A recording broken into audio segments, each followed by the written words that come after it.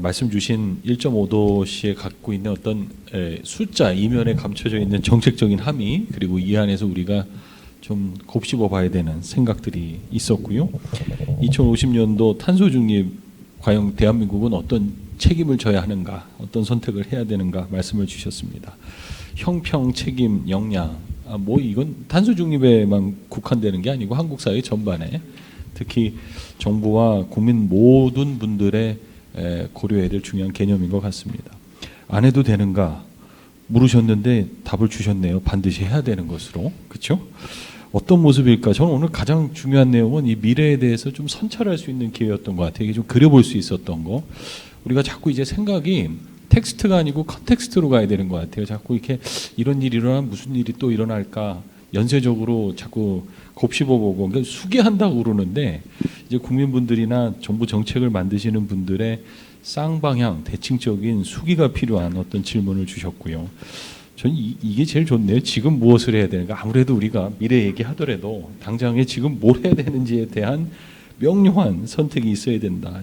저는 탄소 중립은요, 뭐 좋고 싫고의 이런 논쟁이 이제 넘어간 것 같아요. 뭐 그런 논의하는 건 이제 시간적으로 이미 다 지나간 것 같고, 이제 핵심은 아느냐 모르냐, 이게 굉장히 좀 중요한 논의인 것 같아요. 지금 가끔 지역에 있는 우리 MZ세대 분들하고 탄소 중립 관련돼서 이야기하면 아시는데 모르시고요, 모르시는데 아세요. 그게 뭐냐면 용어가 갖고 있는 무게감 내지는 불편함인 것 같고, 그래서 저는 우리 정부에 계신 분들이 이런 용어 선정하실 때 조금 더 시민 친화적이었으면 좋겠다, 이런 생각이 들 때가 있어요. 우리 지금 최 기자님 아마 통감하실 것 같은데, 그리고 더 중요한 건 하느냐 마느냐죠. 이제 해야죠, 그렇죠? 근데 이제 하기 위해서는 알아야 되니까, 아마 오늘 이창훈 선임연구위원님의 강의는 지식을 통한 행동 변화에 있어서 굉장히 중요한 채널링을 해주셨다, 이렇게 좀 말씀을 드리고 싶습니다. 정부도 잘해야 되고, 국민도 잘하셔야 되고, 기업도 잘하셔야 되고, 언론도 잘하셔야 될 텐데. 최 기자님, 오늘 긴 어떤 발표 내용을 좀 들으셨지만 좀 짧게 정리 한번 해주시고, 사회적으로 지금 뭐 언론이 갖고 있는 굉장히 중요한 기능이 이런 정책 문제에 대한 해석, 프레임을 만들어 주시는 거잖아요.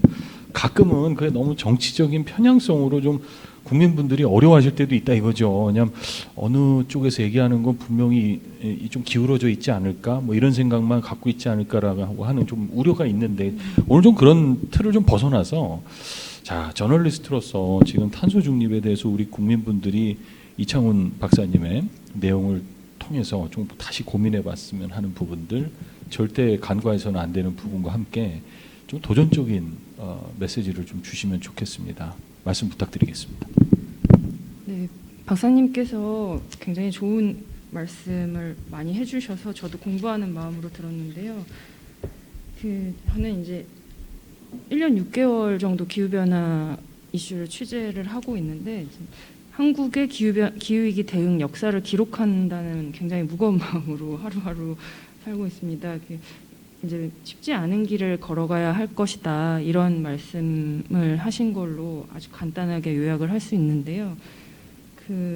저는 이제 개인의 실천이나 이제 개인이 해야 할 수 있는 이런 생활 속의, 일상 속의 환경 위기 상황 대응보다는 정부의 이제 정책적으로 어떠한 방향으로 가는 것이 옳은 것인가를 시민들이 스스로 판단하실 수 있는 그런 질문을 할 수 있지 않을까 싶어서 이제 여기 초대된 것 같은데요.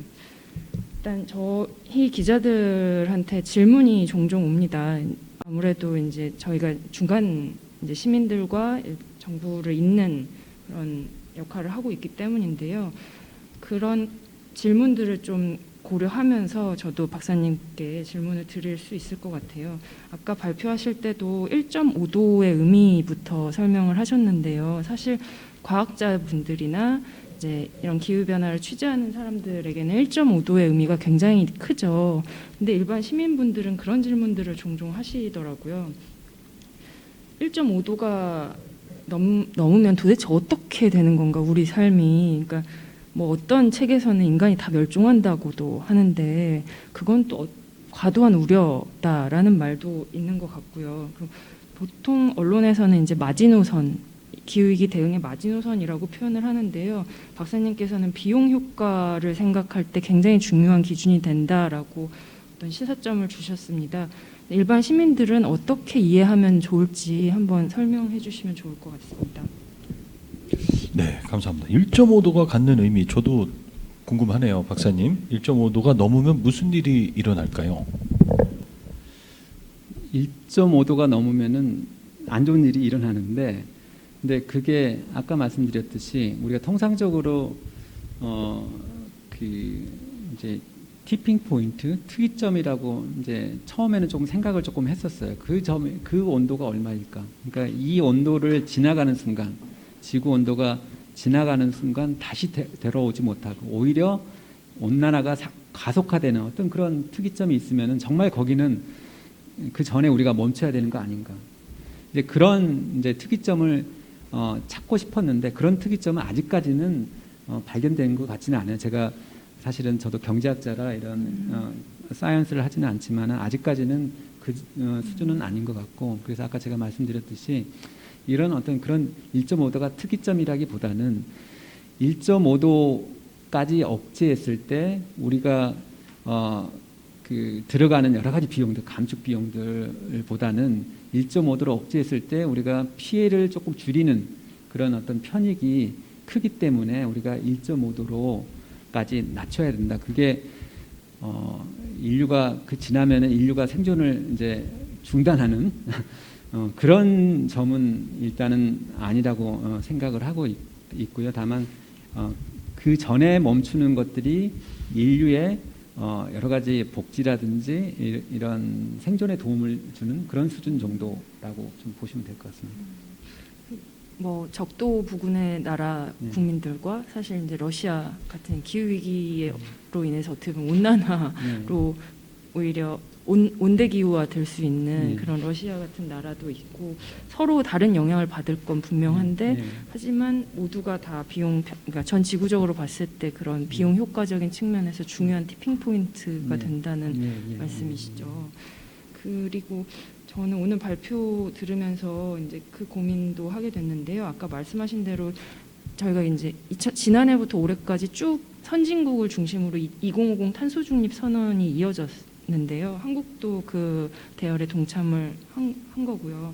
근데 박사님 말씀대로 올해 정도로 제가 기억을 하는데 이제 과학자들 중심으로 2040 탄소 제로를 선진국들은 선언을 해야 기후위기 대응을 제대로 할 수 있다, 이런 선언들이 나왔고, 기후 운동가들은 이제 그 과학자들의 판단을 근거로 각국 정부에 좀 더 강화된 정책을 내놓을 것을 요구를 하고 있잖아요. 실제로 이런 목소리가 정부 정책에 반영이 얼만큼 되고 있는지, 시민들은 그 목소리를 어떻게 이해해야 하는 건지 그것도 궁금하더라고요. 네. 사실 그 우리가 1.5도를 정말로 심각하고 1.5도를 우리가 반드시 지켜야 할 목표라고 생각을 한다 그러면은 대부분의 선진국, 아까 제가 말씀드렸듯이 선진국들은 2040년에는 탄소 중립을 해야 될 겁니다. 우리나라도 마찬가지고요. 그래서 이제 독일 같은 경우는 2045년에 일단은 탄소 중립을 하겠다고 기존보다 5년 이제 당긴 상황이고요. 이제 몇 개 국가들은 2040년을 또 얘기를 하고 있습니다. 근데 사실 여러 가지 여건 면에서 우리나라 같은 경우는 이제 유럽 국가들에 비해서 탄소 중립하기가 사실 쉽지는 않죠. 왜냐하면은 제조업 비중이 높고 아까 말씀드렸던 그 3대 에너지 다소비 업종, 탄소 배출 업종, 그 시멘트, 석유화학, 철강, 이 비중이 또 제일 높습니다. 그래서 이 상황 내에서 탄소 중립을 한다는 건 굉장히 이제 더 어려운 상황이고, 그러니까 우리가 이들 업종이 없이 전부 다 외국으로 내보내고 탄소 중립을 할 수 있겠지만 그게 전 지구적으로 도움이 되지는 또 않거든요. 왜냐하면은 중국에 가서 철강을 생산하면은 우리나라에서 생산하는 것보다 온실가스 더 많이 배출하기 때문에 아까 말씀드렸던 이거 누출이 일어나기 때문에 이게 반드시 또 바람직한 건 또 아니에요. 그러니까 결국 이런 부분들 우리가 전 세계적으로 가장 좋은 경쟁력을 갖고 생산을 할 수 있다 그러면은 전 세계적으로는 좀 도움이 될 수 있겠죠. 그래서 이런 제조업이라든지 이런 여건들을 보면은 정부 정책에서 2050년 탄소 중립을 일단 먼저 이행을 해보고 길을 떠나보고 지금 우리는 길을 이제 막 된 수준이거든요. 왜냐하면은 다른 나라들은 예를 들어서 유럽 국가들은 1990년이 이산화탄소 일단 배출 정점이었습니다. 온실가스 배출 정점이었고 미국도 2005년, 그다음에 일본도 2013년이었어요. 우리나라는 비로소 2018년에야 배출 정점을 찍게 됩니다. 그래서 이제 막 출발을 한 거죠. 이제 그래서 일단 이번에 이제 2030년 감축 목표를 이제 40%로 이제 설정하게 됐는데 일단 2040년 감축 목표도 굉장히 달성하기 쉽지는 않습니다. 그러니까 최대한 노력을 하고 하면서 이 감축 목표를 달성하는 와중에 우리가 조금 더 기술적인 자신감 또 아까 이제 기술만 가지고서는 안 되고 시민들이 변화해야 되고 행동이 변화해야 된다고 했는데 이런 부분들이 같이 간다 그러면은 한 3, 4년, 4, 5년 뒤에는 우리가 다시 한번 이제 시나리오를 논의하고 또 감축 목표를 논의할 때 그런 탄소 중립의 시점을 조금 더 앞당기고 그 다음에 감축 노력을 더 상향하는 것들을 이제 고민을 좀 해볼 수 있는 것 같아요. 지금은 제가 아무리 봐도 정부 정책상에서는 2050년 정도가 지금 현재 우리 여건하에서는 최대치가 아닌가 생각을 합니다. 말씀하신 대로 이제 한국 실현 가능성이 굉장히 중요할 것 같아요. 그러니까 외국으로 나가 버리면 사실 그것도 뭐 이제 부의 유출일 수도 있고 탄소 누출 문제도 있고 해서 아마 각국 정부가 고민을 한다는 생각을 할 수 있는데요. 그래서 저는 기후변화를 취재할수록 기후변화 문제가 정치적이고 그리고 외교 역량을 많이 필요로 하는 문제라는 생각을 많이 하게 됩니다. 그리고 아까 발표하실 때 사실 한국의 누적 탄소 배출량을 듣고 사실 저도 깜짝 놀랐거든요. 보통 저희가 생각할 때 한국 같이 후발 경제 성장을 하는 국가들은 누적 배출량이 선진국보다 훨씬 적을 것이다라고 생각들을 하는데요. 박사님 발표를 듣다 보니까 굉장히 높은 수준인 것 같더라고요. 그래서 그렇다면 선진국들은 사실 이 문제 대응을 90년대 그때 정점을 찍었기 때문에 그때부터 시작을 했는데 한국 사회는 왜 이렇게 늦었을까 이런 질문들을 하게 되더라고요. 그리고 이렇게 늦게 출발했기 때문에 사실 우리가 이렇게 좀 많은 사회 갈등 속에서 이 문제를 고민하게 된 것이기도 하고요. 왜 그랬을까요? 두 가지 이유가 있을 것 같은데요. 그러니까 기후변화 문제가 그렇게 크게 국제 정치적으로 이슈화된 적이 지금이 이제 1, 2년 새 특히 이제 바이든 정부가 들어서면서 된 것 같아요. 그래서 사실 우리가 눈치를 봐야 될 국가들에서 강한 드라이브를 거는 것들이 이제서야 시작됐기 때문에 우리가 이제 하는 거고 또 하나는 우리 스스로의 좀 마인드가 그런 것 같아요. 이거 이제 많은 분들이 얘기를 하시는데 외국에서는 이미 한 10년 전부터 한국을 선진국으로 보는데 우리나라 사람들은 우리나라 개독으로 봐서 무슨 우리는 핑계를 조금 많이 대잖아요. 그러니까 이게 단순히 핑계를 대기 위해서 개독으로 보는 게 아니라 우리 스스로를 그 정도 수준이라고 여전히 생각을 해왔던 것 같아요. 그래서 그런 책임을 좀 면할 수 있다는 생각을 했던 것 같은데 국제적인 평가는 절대 그렇지가 않잖아요. 삼성하고 현대를 보유한 국가인데 그래서 그런 어떤 두 가지 요인들이 아마도 우리가 늦게 스타트하는 그런 데 영향을 주지 않았나 생각을 합니다.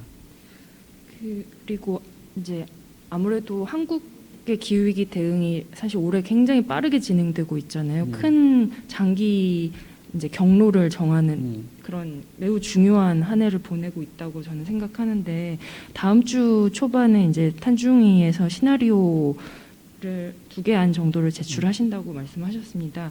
이것은 이제 뭐 꼭 이런 길을 간다기보다는 미래에 일어날 수 있는 가능성을 보여준 그림으로 이해해 달라고 말씀하셨는데요. 그 말씀하신 대로 이제 탄소 배출량이 어디서 많이 나오냐 이런 걸 볼 때 그 발전과 산업 부문이라는 이해를 좀 하시는 게 중요할 것 같다는 생각을 하게 됐습니다. 그래서 이 전환 과정에서의 많은 갈등이 일어날 수밖에 없고 슬기로운 해법을 찾아야 된다고 생각을 많이 하는데요. 특히 이제 문재인 정부가 이제 강조하고 있는 재생에너지 확대 같은 경우 가장 이제 그 고민되는 지점이 한국이라는 한반도라는 공간이 재생에너지에 적합한 공간이냐 이런 질문들을 많이 하시더라고요. 그래서 뭐 정경련 같은 경영단체에서는 유럽과 다르다.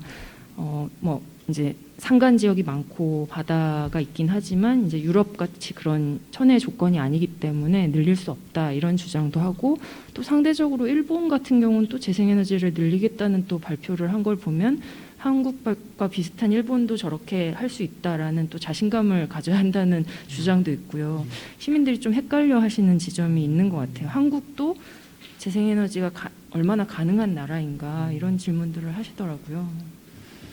저는 충분히 가능하다고 생각을 하고 있고요. 지금 이제 에너지 전환 선진국이 이제 보통 우리가 드는 게 이제 독일하고 유럽 국가들 들고 있잖아요. 근데 독일 같은 경우는 일사량이 우리나라보다 안 좋습니다. 일사량이 안 좋음에도 불구하고 지금 태양광 전체 발전 비중이 한 20% 가까이 될 거예요. 저 정확한 수치는 이제 기억을 못 하겠지만, 그러니까 그리고 이제 2030년 되면은 태양광과 풍력 발전 비중을 한 50~60%까지 높이려는 계획을 갖고 있거든요. 우리는 비로소 2050년에 지금 목표로 하고 있는데, 그렇다면은 거기도 충분한 땅이 있고 우리나라도 사실 이게 많은 땅이 필요한 건 아닙니다. 그리고 태양광 같은 경우는 이제 건물 위에도 많이 할 수도 있고요. 또 영농형 태양광이라고 해서 농사를 지으면서도 태양광 발전을 할 수 있습니다. 그러니까 이게 원래 태양광 발전 시설 설치보다는 조금 한 뭐 50% 여유 있게 그 태양광 시설을 설치하면은 그 사이로 전부 다 햇빛이 전부 다 통과를 하기 때문에 벼라든지 작물의 생장에는 전혀 지장이 주지를 않거든요. 그래서 벼농사와 이제 햇빛 농사를 같이 짓는 어떤 그런 것들이 가능하고, 풍력 같은 경우도 뭐 육상 풍력도 어느 정도 잠재량이 있고, 특히 해상 쪽은 우리가 충분하게 이제 잠재량을 갖고 있는 것 같아요. 그리고 특히 최근 이제 논의가 되고 있는 부의식 해상 풍력이라고 해서 조금 육지로부터 좀 떨어져 있고 수심이 깊지만 바람이 더 좋아서 더 많은 발전을 할 수 있는 부의식 해상 풍력 같은 경우들이 있기 때문에 저희가 판단했을 때는 지금보다 지금의 발전량, 그러니까 전체 발전량이 약 뭐 570TWh 정도 되는데 그거에 한 2배까지도 충분히 가능할 거라고 생각을 합니다. 지금 질문이 하나 들어왔어요. 네. 예, 우리 지금 시청해 주시는 우리 국민분이신 것 같은데요. 질문 내용을 좀 보니까 지금 요 맥락에서 답변을 요청드리면 좋을 것 같습니다. 우리 쭉 국가 계획을 이제 설명을 들으셨나 봐요. 그래서 이 국가 목표가 정말 달성 가능할까? 실행력에 대한 문제인 것 같고 성과 중심에 대한 기대신 것 같아요. 우리가 지금 보면 계획이 있단 말이죠. 그리고 계획에 대한 이제 조직적인 사고나 아니면 우리 국가 차원의 큰 그림들을 이제 많이 생산하고 있는데, 그럼 이게 실행되냐? 실행되려면 제일 중요한 선행 요인은 뭐냐? 또는 방해 요인은 뭘까요? 이런 질문이 있으셨어요. 이건 두 분 다 좀 여쭤보고 싶은데요. 그래서 먼저 우리 이창훈 박사님께 질문 드리겠습니다. 그러니까 지금 이제 국가 계획을 어떤 의미로 얘기를 하신 건지 모르겠는데, 아마 시나리오, 그다음에 또는 탄소 중립 목표, 뭐 이것들을 이제 생각을 하신 걸로 생각을 하고 답변을 좀 드려보도록 하겠습니다. 우리가 2050년 탄소 중립을 한다는 것은 정말 어렵습니다. 정말 사회 구조, 그다음에 의식 구조까지 전부 다 변화시켜야 될 정도로 굉장히 어려운 작업이고요.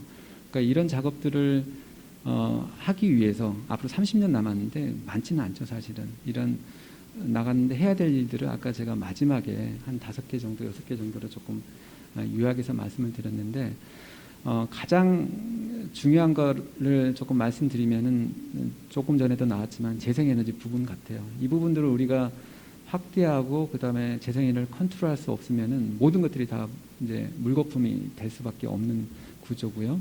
그래서 여기에 가장 큰 문제들이 있고, 또 같이 해서 우리가 고민을 해야 되는 것들이, 이 모든 것들을 정부가 돈을 가지고 해결할 수 있는 문제가 아닙니다. 규모, 사이즈가 전 사회, 전 경제가 변해야 되는 문제이기 때문에 결국 민간이 움직여야 되고요. 그러니까 민간을 움직이기 위해서는 돈뿐만이 아니라 적절한 규제 정책들, 특히 탄소 가격제도. 그러니까 이산화탄소를 배출하면은 온실가스를 배출하면은 거기에 대한 책임을 지게 하는. 그러니까 그만큼 이산화탄소로 인한 피해 비용 또는 온실가스로 인한 그 피해에 대해서 그거를 세금으로 부과하는 이런 정책들이 있어야만이 기업들이 또는 이산화탄소 배출하는 사람들이 자발적으로 이거 배출하면은 내가 돈을 더 내게 되네? 내가 배출하면은 생산비용이 더 높아져서 가격을 높여야 되는데 이걸 팔 수 있을까? 이런 어떤 자발적으로 온실가스를 감축할 수 있는 유인을 제공하는 것, 이것들이 결국은 이 거대한 규모의 사회 전환을 경제 전환을 가져올 수 있는 시작점이라고 생각을 합니다. 저도 사실 이제 기자로서 기사를 쓸 때 가장 고민되는 게 그 기후운동가들과 이제 정부 정책을 정부 쪽 입장을 이제 양쪽의 의견이 많이 다릅니다. 그 기후운동가들은 이제 50% 이상 감축을 요구하잖아요. 근데 실현 가능성을 따져 볼 때 사실 한국이 너무 늦게 시작했기 때문에 많이 부족한 상황이라는 거를 인지하면서도 어차피 힘든 길이라면 한 번 할 때 제대로 해야 되는 거 아닌가 이런 고민도 하게 되고 하는데요. 사실 이런 고민들은 이제 정부에서 더 많이 했을 것 같고요. 다만 이제 저도 생각할 때 그 개인이 할 수 있는 생활 속 실천은 기본으로 다 하되 지금 탈플라스틱 운동 굉장히 열심히 하시잖아요, 시민분들이. 그런 어떤 인식 전환은 기본으로 이제 사회가 성숙하면 따라올 거라고 생각하고요. 근데 다만 아까 박사님도 하셨지만 큰 비중을 차지하는 곳이 무엇인가, 그러니까 시험 성적 잘 받으려면 어떻게 해야 되는가라고 했을 때 사실 이제 발전 부분과 산업 부분에서 크게 감축 효과를 내야 한다는 그런 접근법이 가능한 게 사실이고요. 그리고 그러려면 정말 박사님도 말씀하셨지만 재생에너지 확대가 단순히 그냥 풍력을 설치하고 태양광을 설치하는 것만 끝나는 게 아니라 저장장치든 송배전망이든 모든 시스템을 다 바꿔야 하는 문제가 연동되기 때문에 굉장히 힘든 과정이지만 그 꼼꼼하게 해야 되는 그런 책임도 있고요. 그래서 아마 실현 가능한가라고 질문을 한다면 저는 사실 이제 의지와 돈의 문제라고 생각을 합니다. 그래서 돈은 아까 말씀하셨듯이 이제 국가 재정도 중요하지만 민간 부분, 기업에서 자발적으로 움직이는 부분도 분명히 있을 거고요. 그런 점에서 사실 이제 정부도 그렇지만 담대한 목표, 거대한 목표가 맞는 건 분명합니다. 네. 감사합니다. 제가 갑자기 그런 생각이 나네. 고등학교 때 대학교 때군요. IMF가 있었는데 국민분들이 금모으기 운동을 하셨어요. 그 기억이 아직도 선명해요. 위기 극복에 있어서 경제적으로도 큰 기여를 한 바가 있었고 이 국론이 하나로 모아지는 굉장히 큰 상징 체계를 만들었던 그러니까 우리 국민분들이 정말 멋진 분들이에요. 특히 위기 때. 근데 이 탄소 중립이 기후 위기죠, 사실은. 이걸 위기라고 인식하시면 엄청난 변화가 일어나겠구나라는 생각은 들어요. 근데 이게 또 계속 진행돼야 되는 위기라면 또 국민분들한테 큰 고통과 스트레스가 되겠죠. 코로나19 때도 국민분들이 굉장히 멋진 사회적 연대와 국가에 대한 협력을 해주셨는데 우리 국민분들이 좀 세밀하게 행동 변화 일으킬 수 있는 캠페인들이 좀 소프트하게 많이 있었으면 좋겠어요. 왜냐하면 하실 거거든요, 분명히. 그리고 할 수 있는 뛰어난 역량이 있으셔서 그래서 거대 담론도 좋고 국가적 차원의 틀을 바꾸는 것도 필요합니다. 함께 우리 뛰어난 국민성을 갖고 계신 우리 일반 시민들이 생활에서 소소하게 변화 일으킬 수 있는 부분들에 대한 넛지죠, 어떻게 보면. 그런 행동 변화들이 같이 이루어지면 좋겠다. 왜냐하면 이 고통스러운 과정이 중간중간 그래도 좀 재밌어야 돼요. 즐겁고 이제 그런 부분들이 갑자기 머리를 스쳐갔습니다. 한편으로는 저도 오늘 이렇게 토론하면서 또 발표 들으면서 이런 고민이 좀 들었어요. 이 계속 규제할 수도 없고 또 계속 지원할 수도 없다면 어떻게 보면은 우리 기성세대에 있어서는 감내해야 될 굉장히 큰 아픔이 이제 수반될 것 같은데 어떻게 해요? 그런 일을 저지르고 살았는데 근데 한편으로는 전 되게 딱한 게 우리 MZ 세대들이에요. 그렇죠? 지금 저도 아이들이 있다 보니까 야, 이 아이들이 크면은 2030년, 40년, 50년 그때면 정말 어떤 세상에서 이제 살고 있을까라고 이제 생각하는데 우리 아이들은 잘 몰라요. 지금 그런 생각할 정도로 예, 고민거리가 이제 깊진 않은 거죠.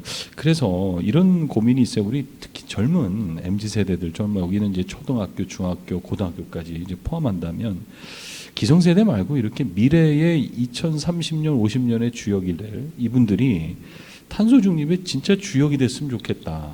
그리고 이분들이 정말 탄소 중립에 대해서 깊게 고민해 봤으면 좋겠다라고 하는 간절한 좀 바람이 있습니다.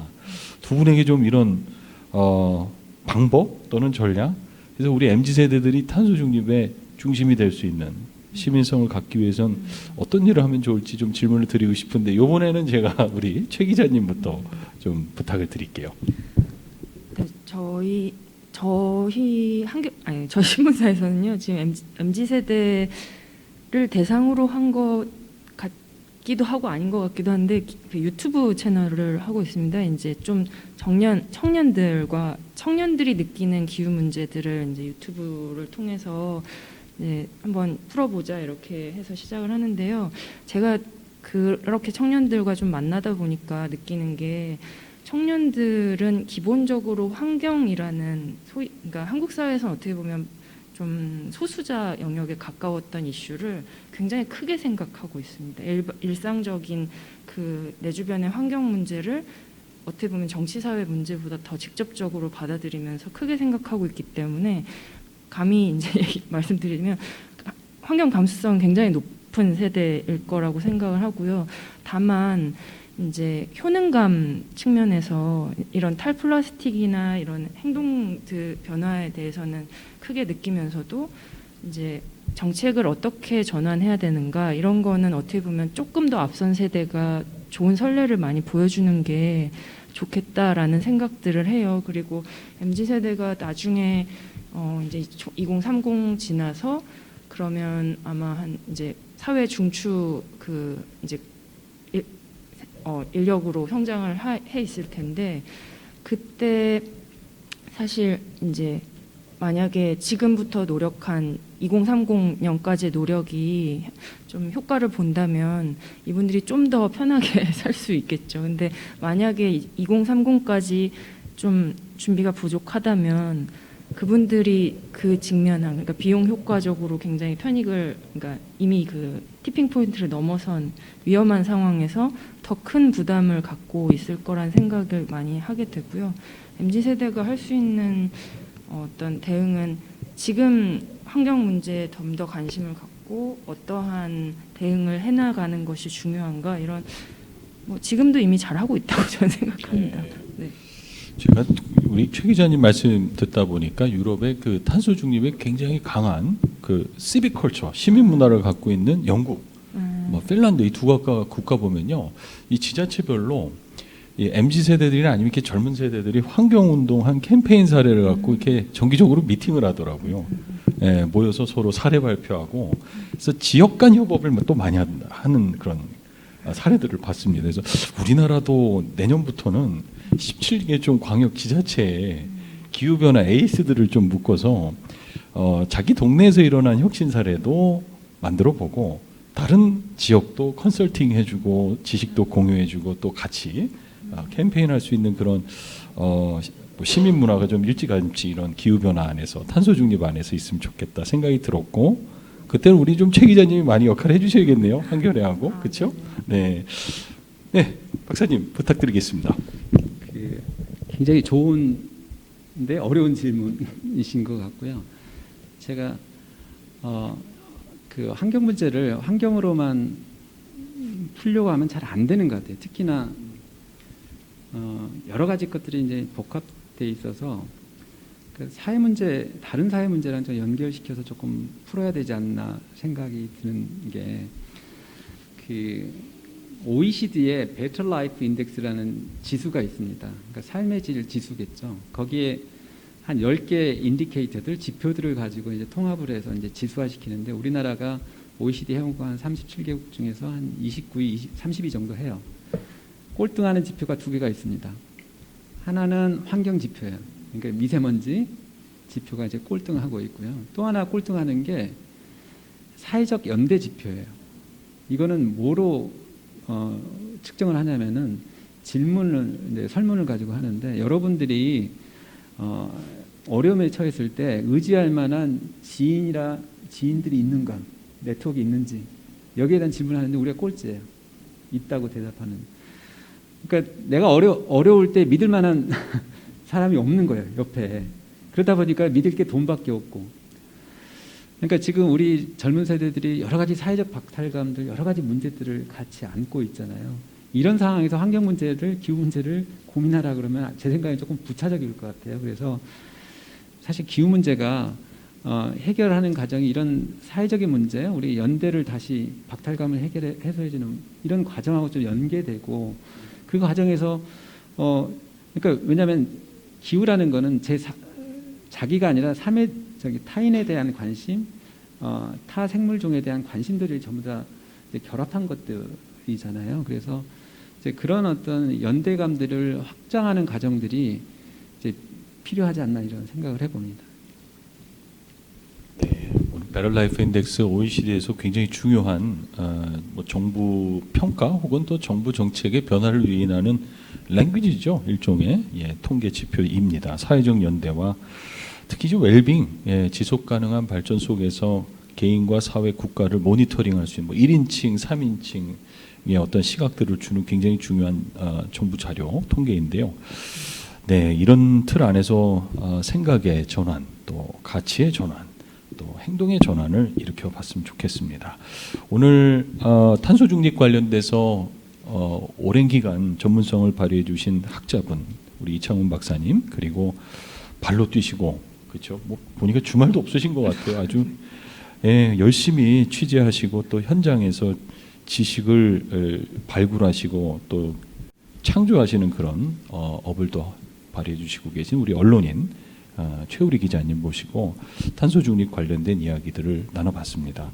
1시간 30분 동안 여러분들 많은 이야기들 접하셨을 것으로 생각을 합니다. 오늘 제목은 국가의 미래의 전략으로서 탄소 중립, 기후 변화에 대한 생각의 전환을 한번 소통해 봤습니다. 무엇보다도 제일 필요한 거는 정보 생태계가 잘 구축됐으면 좋겠습니다. 우리가 좀 데이터나 근거 기반으로 탄소 중립과 국가의 변화를 읽어봤으면 좋겠습니다. 다양한 이해관계자분들이 갈등도 하겠지만 그 안에서 합의와 협의를 해나갈 수 있는 협력적인 소통 문화가 필요하겠습니다. 문제 해결을 위한 또 수기적인 과정들이 조금 더 다변화됐으면 좋겠고요. 보다도 정부가 좀 배려를 많이 해주셨으면 좋겠습니다. 사회적 자본 연대 그리고 미래에 대한 어떤 설계를 같이 해볼 수 있는 기회들을 많이 찾아봤으면 좋겠습니다.